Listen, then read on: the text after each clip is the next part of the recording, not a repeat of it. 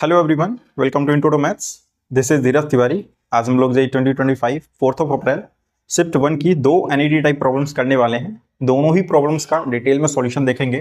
तो पहला क्वेश्चन क्या कह रहा है, let C be the circle x square plus y minus 1 का होल स्क्वायर इक्वल टू 2। तो 2 को क्या लिख सकते हैं अपन, रूट 2 का स्क्वायर लिख सकते हैं। ठीक है, तो यहाँ से स्टैंडर्ड फॉर्म में आ चुका है ये। तो यहाँ से सेंटर आपको पता चल जाएंगे, दैट इज 0,1 और रेडियस यहां से क्लियरली दिख रही है, दैट इज √2। तो इसको अगर मैं प्लॉट करता हूं तो कुछ इस तरह से दिखाई देगा ये। ठीक है, x axis and this is y axis. ठीक है, इसका जो सेंटर है वो वाई एक्सेस पर लाई करेगा। तो लेट से यहाँ कहीं लाई करेगा आपका 0,1 मान लेते हैं। ठीक है, रेडियस है √2 मतलब मोर देन 1 होगी। तो कुछ आपका इस तरह से जाएगा ये रेडियस 1, सॉरी √2। तो ये मान लो कुछ इस तरह से जाएगा। ठीक है, मान लो मैंने ऐसे प्लॉट कर लिया।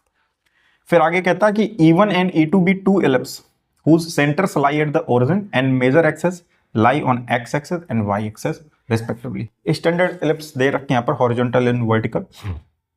तो मैं प्लॉट कर लेता हूँ, हमें नहीं पता ना कैसे होंगे, तो मैं रैंडमली ऐसा कुछ भी प्लॉट कर लेता हूँ। मान लो ये E1 है आपका, ठीक है, और यहाँ पर एक ऐसे ही आप मान लो कि ये आपका E2 है। थोड़ा इसको और एक्सटेंड कर लो, ठीक है, ये मान लो आपका E2 है, ये कुछ इस तरह से। ठीक है, let the straight line x plus y equal to 3। एक स्ट्रेट लाइन है x plus y equal to 3 touches the curve C।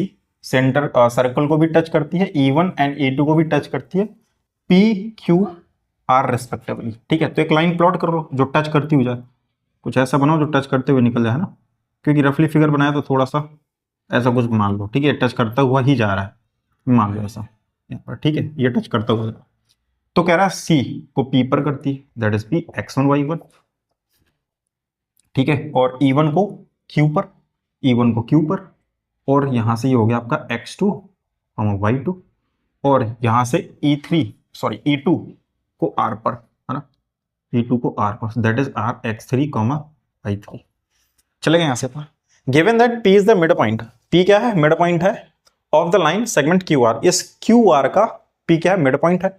PQ की लेंथ दे रखी है, PQ है 2√2.3। तो क्या PR भी उतना ही होगा, बिल्कुल होगा। PQ कितना है यहाँ से 2√2.3, तो भाई PR भी कितना होगा 2√2.3 ही तो होगा, 2√2.3। चलिए इतना। Then the value of 9 bracket x1 y1 plus x2 y2 plus x3 y3 is. तो क्वेश्चन में आपको यहाँ पर जो नीड है ना, वो कोऑर्डिनेट्स अगर पता चल जाए तो आंसर आपको आ जाएगा। ठीक है, तो बेसिकली इसमें कोऑर्डिनेट्स ही फाइंड आउट करने अपने। तो ये जो सर्कल है, ठीक है, इस पॉइंट पर एक लाइन जो है टच कर रही है सर्कल को, तो पॉइंट ऑफ कांटेक्ट यानी टेंजेंट का काम करेगी। तो अगर मैं उस पॉइंट ऑफ कांटेक्ट को सेंटर से ज्वाइन कर रहा हूं तो क्या होता है, परपेंडिकुलर होता है। ठीक है, तो क्या ये आपको फुट ऑफ द परपेंडिकुलर नजर आ रहा है, जो कि 0,1 से प्लॉट किया गया है इस लाइन पर। ठीक है, तो अगर आप किसी लाइन पर प्लॉट करते हैं फुट ऑफ द परपेंडिकुलर, उसका निकालना होता है, फॉर्मूला होता है डायरेक्ट उसका। ठीक है, तो हम निकालते हैं। इसकी लाइन की क्वेश्चन क्या है, x plus y equal to 3। ठीक है, फॉर्मूला क्या होता है, मान लो आपने अल्फा कॉमा बीटा से प्लॉट किया। ठीक है, तो फॉर्मूला बनता है x माइनस अल्फा अपॉन में a, और लाइन है आपके पास में ax plus b y plus c equal to 0। तो उसके अकॉर्डिंग फॉर्मूला बनेगा आपका y माइनस बीटा अपॉन में b equal to negative a alpha plus b beta, ठीक है, plus c divided by a square plus b square, है ना, square root नहीं लगाते इसमें, a square plus b square. इसमें वैल्यू रखो, आपको p के कोऑर्डिनेट्स पता चल जाएंगे यहाँ से। ठीक है, अल्फा बीटा वो होता है जहां से आप प्लॉट करते हो, 0,1 से आप ड्रॉ कर रहे हो। तो यहाँ पर x माइनस 0 करोगे वो सेम रहेगा, a की वैल्यू यहाँ पर 1 है, equal to y minus beta, beta कितना है यहाँ पर 1 है, अपॉन b कितना है 1 है, इक्वल टू कोफिशिएंट देखिए ना यहाँ पर, कोफिशिएंट भी ऑब्जर्व कीजिएगा, नेगेटिव a1 वो 0 प्लस बीटा दैट इज 1 और b भी 1 प्लस c कितना है -3 हो जाएगा। इसको इस तरफ ले आओगे तो ये -c हो जाएगा, divided by a square 1 plus 1 that is 2। ठीक है, तो यहाँ से कन्वर्ट कर लेंगे। अब इसको सॉल्व कर लेते हैं। तो ये हो गया x इक्वल टू यहाँ से -3 और ये आपका आ जाएगा प्लस का 1, तो -2 और ये +2 that is 1। So that is x की वैल्यू 1 आ गई यहाँ से। ठीक है, ऐसे ही यहाँ से y माइनस 1 इक्वल टू 1 आएगा, तो y की वैल्यू कितनी हो जाएगी, 2 हो जाएगी। तो फुट ऑफ द परपेंडिकुलर यानी p के कोऑर्डिनेट्स अपने को पता चल गया, दैट इज p 1,2 क्लियर इतना। यहाँ से मैं इसको हटा देता हूँ, थोड़ा जगह कम, ठीक है, तो मैं ये इस चीज को हटा देता हूं यहाँ से, इसका काम हो चुका है। पी के कोऑर्डिनेट्स अपने को पता चल चुके हैं। अब यहां से पी क्यू की डिस्टेंस पता है और पी आर की डिस्टेंस पता है। जब आपको किसी लाइन पर, एक कोई लाइन है जो एक्स एक्सेस से कुछ एंगल थीटा बनाती है और किसी गिवन पॉइंट से एक्स कॉमा वाई मान लेते हैं, यहां से आपको आर डिस्टेंस आगे या आर डिस्टेंस पीछे आपको कोऑर्डिनेट्स फाइंड आउट करने होते हैं, तो उसके कोऑर्डिनेट्स आप सिंपली इस तरह से लिखते हो पैरामीट्रिक फॉर्म में, x plus minus r cos theta comma y plus minus r sine theta. ठीक है, हम लोग इसका यूज करते हैं यहाँ पर पैरामीट्रिक फॉर्म का। तो यहाँ पर होता क्या है, आर वो डिस्टेंस होती है जिस, मान लो इस पॉइंट से आपको आर डिस्टेंस आगे आर डिस्टेंस पीछे ऐसे कुछ कोऑर्डिनेट्स चाहिए। थीटा वो पता चल जाता है कि स्लोप, वो स्लोप से पता चल जाता है अपना, तो स्लोप हम इस लाइन का निकाल लेंगे x plus y equal to 3 का, तो थीटा वहां से पता चल जाएगा। आर क्वेश्चन में दे रखा उसने, आर यहाँ पर रेडियस नहीं है, आर यहाँ पर वो डिस्टेंस है, पी से क्यू के बीच की डिस्टेंस।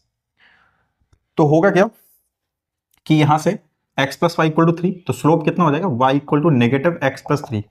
सो यहां से टेन थीटा इक्वल टू कितना हो जाएगा, -1। तो थीटा की वैल्यू कितनी आ जाएगी, 3π/4। सही है, 3π/4 यहाँ से। ठीक है, यहाँ पर वैल्यू रखो x प्लस माइनस आर, मतलब ऊपर डिस्टेंस। ठीक है, वो डिस्टेंस यहाँ पर रख रहे हैं हम लोग। तो करते क्या है, दोनों डिस्टेंस सेम है ना, दोनों ही सेम है। कितनी है, कहाँ गई, डिस्टेंस कहाँ गई, ये रही, 2√3, सॉरी यहाँ पर 2√2 है ना, 2√2, 2√2/3, 2√2/3, इसको करेक्ट कर लीजिएगा। ठीक है, 2√2/3, 2√2/3, तो यहाँ पर रखो 2√2/3 और कॉस थीटा की वैल्यू रख दो यहाँ पर, कॉस थीटा। कॉस थीटा कितना हो जाएगा, cos 3π/4, that is cos 3π/4 cos π/2 plus π/4। सही है, यहाँ से इतना आ जाएगा यहाँ से। तो 90 प्लस थीटा कितना होता है, माइनस साइन थीटा, तो माइनस साइन π/4 दैट इज -1/√2, तो -1/√2 करोगे यहाँ से। ठीक है, कॉमा कर लो, y की वैल्यू, अच्छा x और y तो पता है ना क्या है, p के कोऑर्डिनेट्स पता थे 1,2, तो यहाँ पर 1 रख लो, ये 1 हो गया आपका, और ये आपका 2 हो गया, प्लस माइनस r कितना है, 2√2/3। ठीक है, ये रखा है यहाँ से। नाउ फिर इनटू साइन थीटा, तो साइन थीटा साइन 3π/4, अगेन वही साइन 3π/4 बन जाएगा कॉस π/4, दैट इज 1/√2।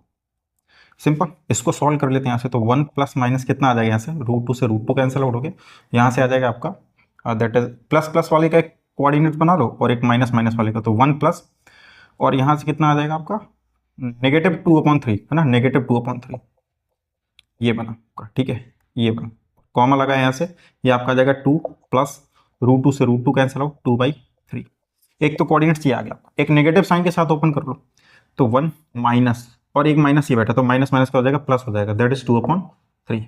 ठीक है, और एक ये आ जाएगा आपका, दैट इज ये हो जाएगा आपका 2 माइनस 2/3, चलेगा, 2 - 2/3। इसको सिंप्लीफाई करते हैं, so that is 3 - 1 2, sorry 3 - 2 1, so that is 1/3। यहाँ से कितना आ जाएगा 8/3, है ना। इन पॉइंट्स को देखना ना, ये जो पॉइंट इसी लाइन पर तो लाई कर रहे हैं, इन पॉइंट्स को अगर इसमें रखोगे तो सेटिस्फाई भी करेंगे इस लाइन की इक्वेशन को, समझ रहे हो। यहाँ से कितना आ जाएगा आपका, दैट इज 3 1 एंड 5/3, और यहाँ से 3 2 6 - 2 4/3।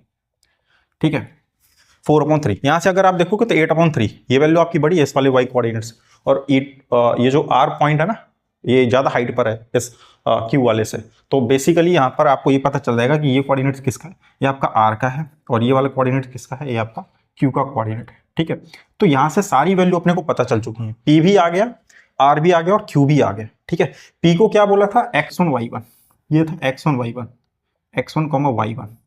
इसको क्या बोला गया था अपना, आर को, दैट इज x3 y3, और इसको बोला गया था x2, y2। सही है, इसको x2, y2 बोला गया था। अब सिंपल निकाल लो, यहां से आंसर आ जाएगा आपका फटाक से, होगा क्या 9 x1 y1, तो x1 y1 इनका multiply that is 2 plus x2 y2, 5/3 and 4, तो 20/9 प्लस 8/9। ठीक है, सिंपली यहां से करोगे 9 एलसीएम ले लोगे, 18 + 28। ठीक है, 9 से 9 cancel out, 8 28 36 and 46, so 46 is the required answer. ठीक है, नेक्स्ट प्रॉब्लम देखते हैं कि क्या कह रहा है। ये क्वेश्चन कह रहा है, late m and n be the numbers of points at which the function fx equal to maximum of this x cube, x5 up to x21 and x belongs to real number is not differentiable and not continuous respectively, then m plus n is equal to। एक function यहाँ पर given है, इस function पर आपको ये check करना है कि ये फंक्शन कितने पॉइंट्स पर नॉट डिफरेंशिएबल है और कितने पॉइंट पर नॉट कॉन्टिन्यूअस है, उन्हीं का सम यहाँ पर आपको बताना है कि क्या होगा। तो फंक्शन क्या है कि एफ एक्स जो है ना वो आपको मैक्सिमम सेलेक्ट करना है, कहाँ से, एक्स क्यूब और x5 x21 और x कहाँ से आ रहा है, रियल नंबर से आ रहा है। अब ये मैक्सिमम सेलेक्ट करना आसान होता अगर ये यहाँ पर x की कोई फिक्स वैल्यू होती तो डायरेक्ट सेलेक्ट करके हम लोग रख लेते हैं यहाँ से, बट यहाँ पर क्या कि x की पॉजिटिव वैल्यू भी होगी, नेगेटिव भी होगी, ठीक है, कुछ फ्रैक्शन में भी होंगी, तो उनके लिए डिफरेंट डिफरेंट केसेस बनेंगे फिर यहाँ पर ना। तो करते क्या है, मैं यहाँ पर नंबर लाइन लिखता हूँ, मान लो x इक्वल टू 1, अब आप 1 से बड़ी वैल्यू के लिए आप इसको सेलेक्ट करना चाहते हो मैक्सिमम वैल्यू, तो मान लो कि x की कोई बड़ी वैल्यू ले लो यहाँ से 1 से बड़ी, दैट इज 2। तो अगर आप 2 की पावर को बढ़ाते जाओ, 2 की पावर को क्या करते जाओ, बढ़ाते जाओ, 2 1 किया तो 2 आया, 2 की पावर 3 किया 8 आया, 2 की पावर 5 किया 32 आया, वैल्यू क्या होती जा रही, बढ़ती जा रही है। मतलब जो सबसे बड़ी पावर कंटेन करता होगा x ग्रेटर देन 1 के लिए उसकी वैल्यू सबसे बड़ी होगी, मैक्सिमम होगी, यानी कि f x equal to x की पावर 21 कब, जब x ग्रेटर देन 1 होता है, समझ में आया। फिर यहाँ पर अगर आप 0 करते हो, 0 से 1 के बीच में कोई भी वैल्यू ले लो, जैसे मान लो मैंने 0.2 लिया, 0.2 के केस में क्या होगा, 0.2 की पावर 1 करोगे 1 आएगा, 0.2 की पावर 3 करोगे कितना आएगा, 0.008 आएगा। वैल्यू क्या होती जा रही है, जैसे जैसे पावर बढ़ती जा रही है वैल्यू डिक्रीज होती जा रही है, यानी कि 0 से 1 के बीच में जिसकी सबसे कम पावर होगी सबसे ज्यादा वैल्यू, सबसे बड़ी वैल्यू उसकी होगी। तो अपने को तो मैक्सिमम चाहिए ना, यानी कि x लिखेंगे कब, जब x जो है वो 0 और 1 के बीच में लाई करता है। ऐसे ही इधर आ जाओ, -1 और 0 के बीच में, ठीक है, सेम केस चलता है यहाँ पर, बट है क्या, अभी इस केस में क्या था कि x ग्रेटर देन था x क्यूब से, फिर ये ग्रेटर देन था x5 से, ऐसे ही x21 से। अब यहाँ पर तो नेगेटिव है, नेगेटिव वैल्यू आ गई तो जस्ट नेगेटिव लग जाएगी क्योंकि ऑड पावर लगी हुई, तो सारी इनइक्वालिटी चेंज हो जाएंगी, तो सबसे बड़ी वैल्यू कहाँ मिलेगी, x21 में मिलेगी। रख करके भी आप देख सकते हो, कोई भी आप ऑप्शन सेलेक्ट कर लीजिए यहाँ से वैल्यू और रख करके चेक कर लीजिए, ठीक है। तो ये आपका हो गया यहाँ से दैट इज -1 से बड़ी और 0 से छोटी, ठीक है, ये आपका हो गया यहाँ से, ये सेलेक्ट किया। अब -1 से इस तरफ की वैल्यू पर आ जाएगी, कोई भी वैल्यू आप ले लीजिए, जैसे मैं -2 ले लेता हूँ, 1 करता हूँ तो -2 आएगा, -2 की पावर 3 करते हो तो कितना आएगा, -8 आएगा। कौन छोटा है, सॉरी कौन सी वैल्यू बड़ी है, ये वाली जिसकी पावर सबसे छोटी है। आप पावर बढ़ाते जाओगे वैल्यू और छोटी होती जाएगी। ये हो गया x कब के लिए, जब x जो है वो लेस देन -1, ठीक है। इतनी बात क्लियर है। यहाँ से अपन का ये फंक्शन ब्रेक कर लिया अपन ने, जिन जिन पॉइंट्स पर ये प्रॉब्लम क्रिएट कर सकता था ये किया अपन। अब इसको चेक करना है not continuous and not differentiable. तो जब आप फंक्शन को ब्रेक कर लेते हो ना, तो ये जो पॉइंट आते हैं आपके जहां पर फंक्शन आपका ब्रेक हो रहा है, यही प्रॉब्लम क्रिएट करते हैं, बाकी जगह फंक्शन ठीक रहता है, ठीक है। तो x इक्वल टू एक तो 1 पर चेक करना पड़ेगा, एक 0 पर और एक -1 पर, इन पर चेक कर लो, बाकी सब जगह आपको फंक्शन फिट मिलेगा। कॉन्टिन्यूस चेक करना है। अब कॉन्टिन्यूस के लिए क्या करना पड़ता है, LHL RHL और उस पॉइंट पर फंक्शन की वैल्यू वो सेम होनी चाहिए, तो फंक्शन क्या बोल देते हैं, कॉन्टिन्यूस बोल देते हैं। तो यहाँ पर आप सिंपल है, देखोगे तो सारे पॉलिनोमल्स रखे हो, ठीक है। अब मान लो जैसे 1 पर आपको चेक करना है, 1 पर आते हैं, ठीक है। तो 1 से ग्रेटर देन के लिए आप क्या सेलेक्ट करोगे, आप इस फंक्शन को रखो यहाँ पर वैल्यू 1 की पावर 21 करो, कितना आएगा, 1 ही आएगा, ठीक है। 1 पर और फंक्शन का लेस देन के लिए ये रहा, 1 रखोगे 1 आएगा, ठीक है। फंक्शन पर वैल्यू f(x) इक्वल टू 1 पर कोई से भी सेलेक्ट कर लो 1 ही आएगा, ठीक है। ऐसे आप 0 रखोगे तो फंक्शन तो आपको यहाँ पर कॉन्टिन्यूस दिख रहा है, तो मतलब ये फंक्शन जो है ना सारे पॉइंट्स को कनेक्ट करता हुआ ही चल रहा है, तो कॉन्टिन्यूस तो है ही। तो नॉट कंटिन्यूस के लिए क्या है, n है, सही है ना, n है, हाँ। तो n कितना हो जाएगा यहाँ पर, 0 हो जाएगा। मतलब ये फंक्शन कॉन्टिन्यूस एवरीवेयर है ना, कॉन्टिन्यूस एवरीवेयर। तो वो तो कह रहा था ना जहां पर ना हो, तो कहीं पर भी नहीं है, तो n की वैल्यू कितनी हो गई, 0 पर हो गई, ठीक है, ये हो गया। ऐसे ही डिफरेंशिएबल के लिए चेक कर लेते हैं। तो डिफरेंशिएबल के करता क्या, मैं डिफरेंशिएट कर लेता हूँ। तो 21 x की पावर 20 कब, जब x ग्रेटर देन 1 है, x का डेरिवेटिव 1 जब x 1 और 0 के बीच में लाई करता है। यहाँ से 21 इंटू एक्स की पावर 20 कब, जब -1 और x और ये 0 के बीच में रही करता है, और यहाँ से ये 1 कब, जब x लेस देन -1। ठीक है, तो 1 पर आते हैं, 1 पर आओ तो right hand derivative x greater than इस पर रखोगे तो 21 आ जाएगा।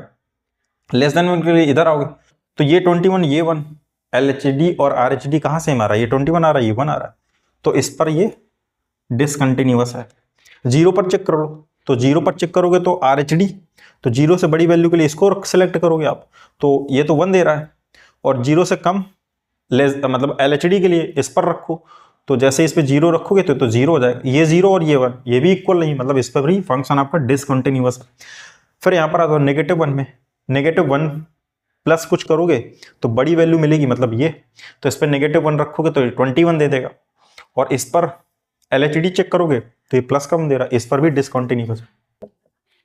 तो m कितना आ गया यहाँ से, ये तीनों ही पॉइंट पर डिसकंटिन्यूअस है, तो m की वैल्यू 3 होगी। m प्लस n पूछा है, यानी 3 + 0 कितना आ जाएगा, 3 आपका करेक्ट आंसर हो जाएगा। ठीक है, आई होप कि ये दोनों प्रॉब्लम आपको समझ आई होंगी। तो मिलते हैं नेक्स्ट लेक्चर में नेक्स्ट क्वेश्चंस के साथ में, तब तक के लिए स्वस्थ रहिए, मस्त रहिए।